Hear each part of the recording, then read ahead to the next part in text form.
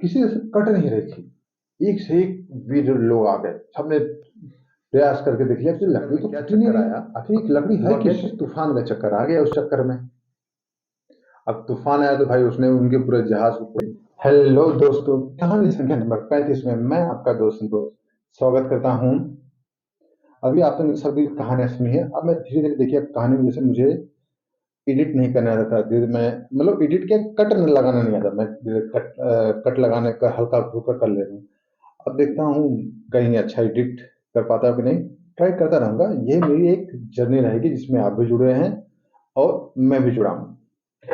कहानी संख्या नंबर 35 में शीर्षक आपने देखा है कि भाई जगन्नाथ जी के मंदिर में केवल लकड़ी की ही मूर्तियां क्यों। हालांकि हो सकता है कहानी सभी को पता हो, इस कहानी का रूप पता हो, रंग पता हो, ढंग पता हो, अलग अलग तरीके से पता हो। और मुझे जो पता है वो मैं आपको बताऊंगा।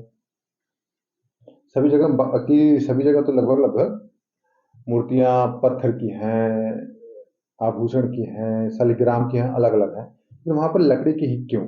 तो ये कहानी संख्या नंबर 35 में शुरू करता हूं। वर्तमान में आज जहाँ जगन्नाथ जी का मंदिर है, यानी कि उड़ीसा में जगन्नाथपुरी, वो मंदिर, वहां लकड़ी का काठ की ही मूर्तियां क्यों हैं, कास्ट जिसे बोलते हैं, कास्ट, उसकी ही मूर्तियां क्यों हैं। वह यूं था, एक राजा इंद्रबली कह लीजिए, ठीक है, हो सकता है उस राजा का नाम कुछ और भी हो सकता है, मैं कंफर्म नहीं हूं। मैं अपनी तरफ से एक सुविधा के लिए राजा इंद्रबली कह लेता हूं, ठीक है। वहां के राजा इंद्रबली थे उड़ीसा के। तो उन्हें नए राज्य में जाना, नई जगह घूमना, नई चीजें एक्सप्लोर करना उनको हमेशा से शौक था। हमेशा आते जाते थे, धार्मिक स्वभाव के थे और अच्छे तरीके से रहते भी थे, भगवान के भक्त भी थे, सब कुछ मानते थे। लेकिन ऐसे ही राजा के मन में आया कि यार क्यों ना दुनिया देख कर आया जाए। बंगाल की खाड़ी आप भी जानते हैं, समुद्र का इलाका उड़ीसा से जुड़ा ही है पूरी। उन्होंने कहा भाई दुनिया देख कर आते हैं, कहाँ तक दुनिया जाती है। वो इसी में चले दुनिया का चक्कर लगाने। लेकिन ईश्वर की माया कुछ और ही थी। उस चक्कर में क्या चक्कर आया, हुआ क्या कि तूफान का चक्कर आ गया उस चक्कर में। अब तूफान आया तो भाई उसने उनके पूरे जहाज को पूरा चक्कर पे चक्कर चला दिया।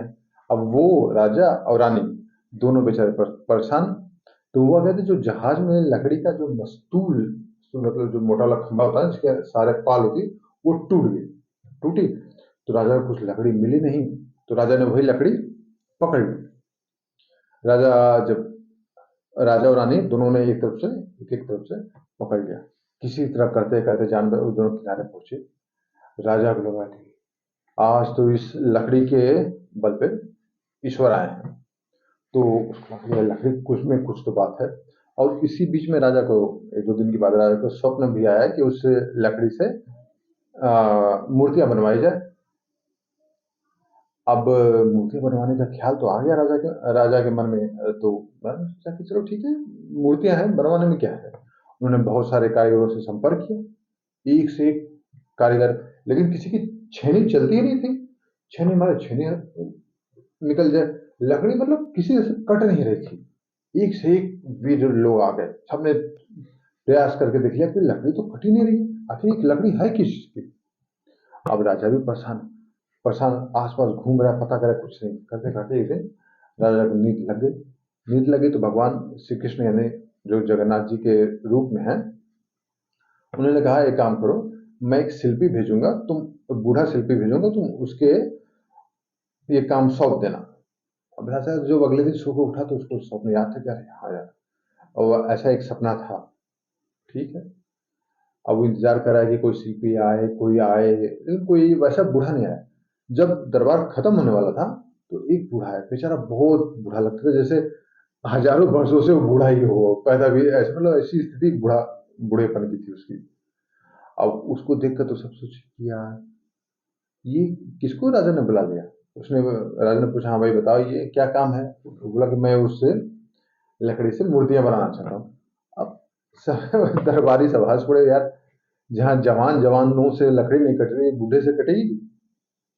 अब राजा को तो स्वप्न वाली बात याद थी।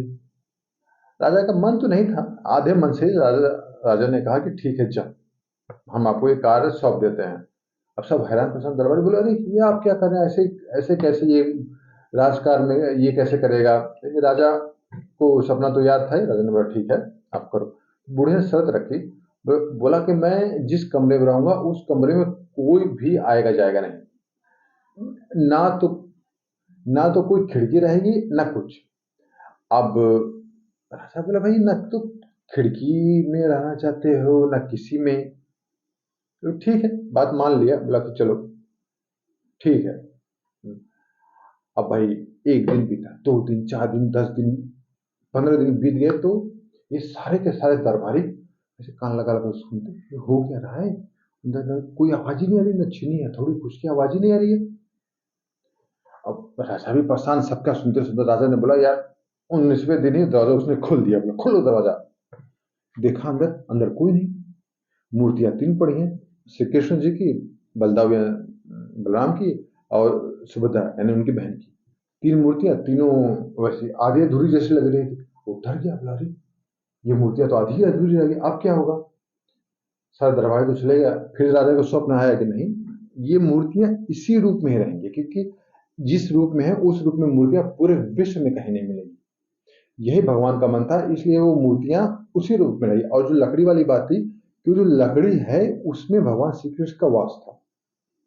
कहा जाता है राजा को बचाने के लिए उस मस्तूल यानी कि जो वो होता है उसी का रूप भगवान कृष्ण ने लिया था। उनके रूप अनेक हैं, वो कुछ भी बन सकते हैं। वो कभी कन्हैया बन जाते हैं, कभी मोहिनी बन जाते हैं, कभी कुछ बन जाते हैं, उनकी माया वही जाने।